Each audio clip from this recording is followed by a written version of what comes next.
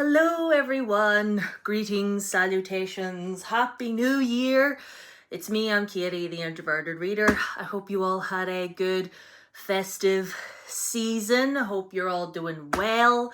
I meant to do this video so much sooner. I meant to do it actually on New Year's Eve. I planned to do it on the 31st and it's now the 7th of January.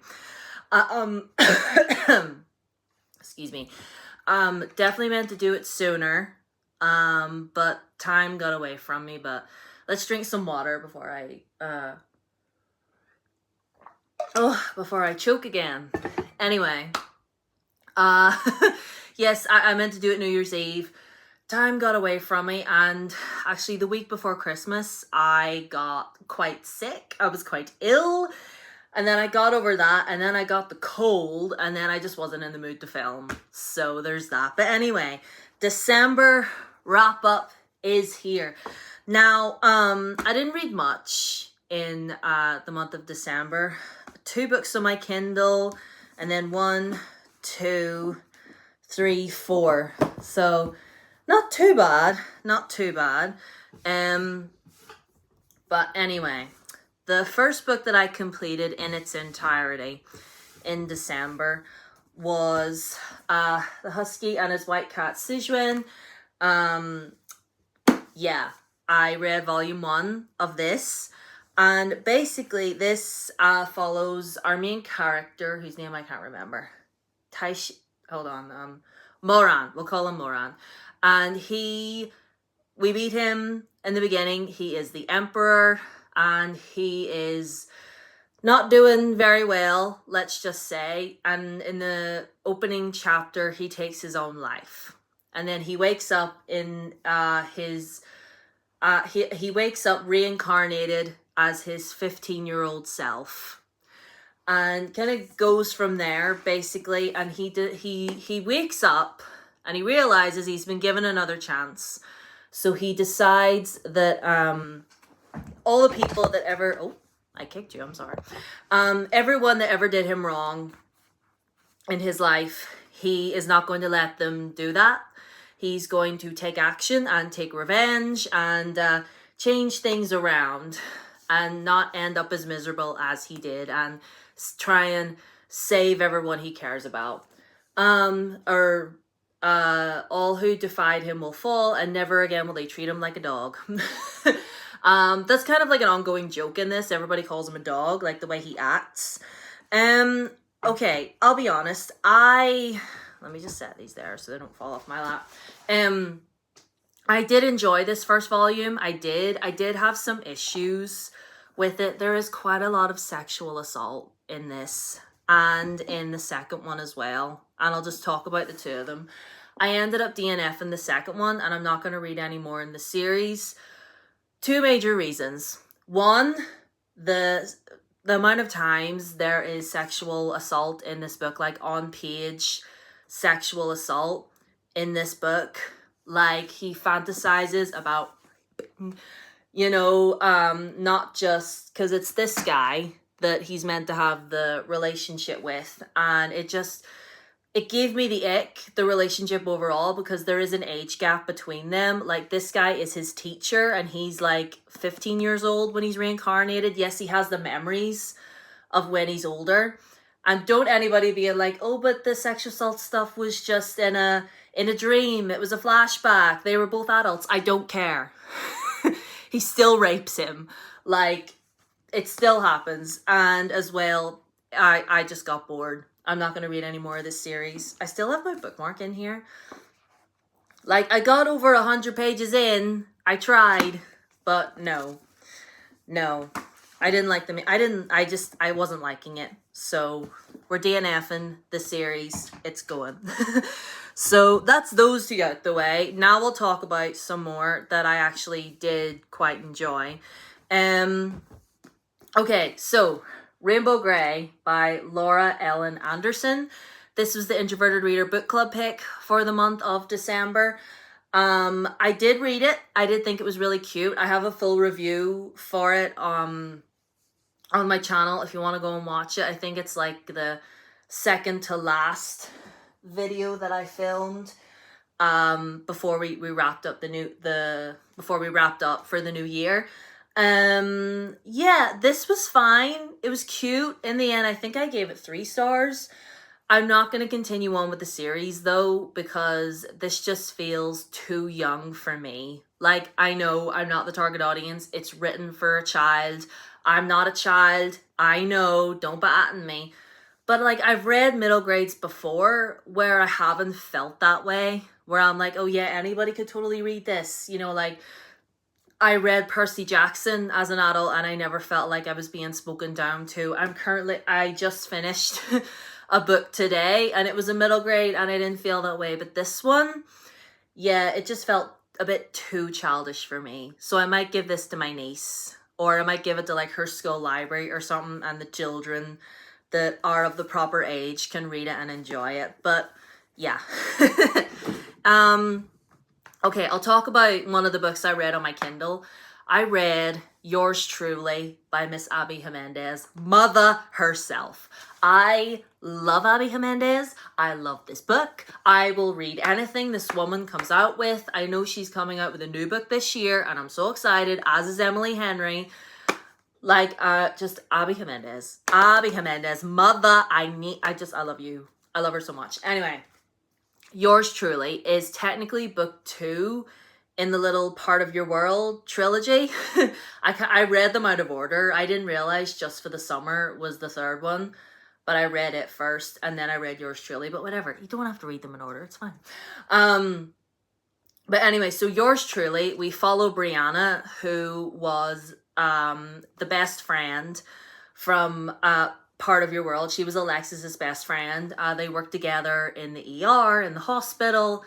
And Brianna she's newly divorced. Her husband cheated on her with a friend of hers. And she's absolutely devastated, as you would be. Like, because she loved her husband. She wanted to start a family with him. And the person that he cheated on her with, she did consider a really good friend. So she's very, very traumatized by that. And she hasn't been able to allow herself to open up to be in anything new again. She's just been focusing on her job and her younger brother, who is very ill. He has, I believe it's like an autoimmune disease that he was recently diagnosed with, and it's really deteriorating him, and he's gotten to the point where he needs a new kidney. And so, yeah, she's looking after him, she's working, and yeah, she's going through it. And our love interest, Jacob, is also, he's also a doctor, and he comes to the hospital to work there. He's the new guy. And he suffers from Jacob suffers from really severe anxiety. And he's very open about it. He talks about it a lot. He talks about going to therapy and all the things his therapist has told him to do and everything. And I think the anxiety, especially like having someone with anxiety represented this way in this book, I thought was so well done. And as well, having it be a man, I think was really good, because men with mental health, like, men don't talk about it. Like, let's be real. If you're a man and you're watching this, do you talk about it? No, you don't talk about it. And having him be so open and just vulnerable was just... He's just so precious. I love Jacob so much. And he has this room in his house. It's just all the plants. And he loves his plants so much. And he just like waters them and looks after them. And they give him such peace. And he just sits in his plant room and writes his journal. He's just such a soft boy. I love him so much. But yeah, I love this book. It's so beautiful. I love everything about it. It's so like the way Abby Jimenez writes these characters, like, yes, there is the romance and that is the focal, but at the same time, they're not like two-dimensional. Oh, everything's perfect in my life, I just wish I had someone. Like, they're very real, and a lot of like, it's all very relatable. It feels all very real. They don't feel fake, is what I'm saying. And I loved it. Yours Truly, 5 stars. And then in between, I read Ouran High School Host Club Volume 4. Y'all know I'm making my way through, well, the volumes of manga that I have. I only have up to volume 7 or 8. I think I need to get the rest of the volumes, but yeah, I'm reading this now. It's super fun. It's super cute. Nice little palette cleanser in between all the books that I'm reading. But yeah, 4 stars, loved it. And then the other book I read on my Kindle was Songbird in the Heart of Stone. Is that what it's called? Carissa Broadbent. Why do you have to have such long titles in your books? But anyway, I believe it's called The Songbird in the Heart of Stone. And if I'm incorrect, please correct me in the comments. It's technically book 3 within her Tales of Nixia series. But basically, the way this series is that there was the first 2 books, you know, oh my goodness, I can't remember their names. I can't remember their names. I should remember. Hold on. I've got my Kindle in front of me. I think it's Song of Silver, no, not Song of Silver Flame. That is a different book. But anyway, there was the first little duology. Hold on. The name is Serpent in the Wings of Night. Yes, that's what it's called. I checked on my Kindle. Yes, Serpent in the Wings of Night. And Ashes and the Star-Crossed King was the second one. They're like their own little duology, and then this one is going to be part of another duology. So this is like, so it's like 4, so it's like one duology, and then another one, and then there's going to be another 2, but they're all going to like connect somehow. But anyway, sorry for that re-interlude.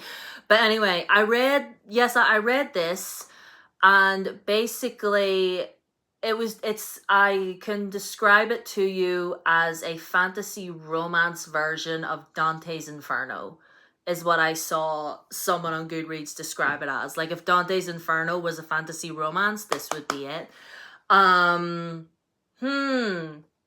It was fine. Songbird in the Heart of Stone, it was fine. Maybe I need to reread the first duology to get better with the world, because the main character in this, I believe, was in the first duology. I can't remember. She was a human, but then a vampire prince turned her kind of against her will. It's a bit sketch. It's a bit like, oh, he kind of forced himself. But then she gets rid of him. And then the vampire king, the father of this prince that she killed, is, looking to punish her. But then his second son, who is actually illegitimate, comes forth and he's like, no, don't kill her. I'll take her. She can come with me. And his job is like a warden, I guess, for like the underworld, kind of keeping the spirits at bay in the underworld, keeping everything in check there, so nothing crosses over, and just, yeah. And they basically they have to go find something. He's looking for something, or she's looking for something. Yeah, see, this is how much this is how much of an impact this book had on me. Clearly, it's not my favorite of Carissa Broadbent's, but it was a while ago when I read it. I don't remember it that much, but it was fine. I gave it 3 stars. I am going to read the sequel when it comes out, because I do really love Carissa Broadbent's books. They're really fun, and they're super easy to read. So, yeah, I liked it okay. It was fine. And then the last book that I want to talk about is Children of Blood and Bone by Tomi Adeyemi. This is a reread. I read this way back in 2018 when it came out. But now the 3rd book is finally out. Like, I didn't think we were going to get the 3rd book. And then whenever it was announced, I was like, yes, finally. So obviously I had to reread it, because I can't just jump into the 3rd one, can I? That would be unfair. So basically we follow our main character, Zeeley. If you're not familiar with the synopsis, I shall tell you. We're following main character Zeeley, and she lives in this place where there are magic users, and they used to be very, very revered in society. There's a whole bunch of different clans, whole bunch of different people, a bunch of different abilities. And then the king decided that he wanted to get rid of the magic users, so he slayed them all, including Zeeley's mom. And Zeeley and her father and her brother ever since have just been really struggling. Like, those that have been left are just scattered all over the place, living in squalor, basically, with basically nothing. But then she gets this opportunity. She basically gets this opportunity to bring magic back and right everything that's been wrong. So her and her brother go on this big massive journey across the place, and it's basically about her discovering her own magic, and like, do I say, it's like, do we bring magic back or not? Is it a good idea? Is it about, and like, this was a lot darker like than I remember, because I was listening to the audiobook, and I was like, I knew it was quite dark, because obviously it's about this king that's like murdering people, but like, wow, I was like, for a YA book, this is definitely like, Tomi Adeyemi is like, no, like, people are dying, like, people are being massacred here. And in her little author's note at the end, she says, Children of Blood and Bone was written during a time where I kept turning on the news and seeing stories of unarmed black men, women, and children being shot by police. I felt afraid and angry and helpless, but this book was the one thing that made me feel like I could do something about it.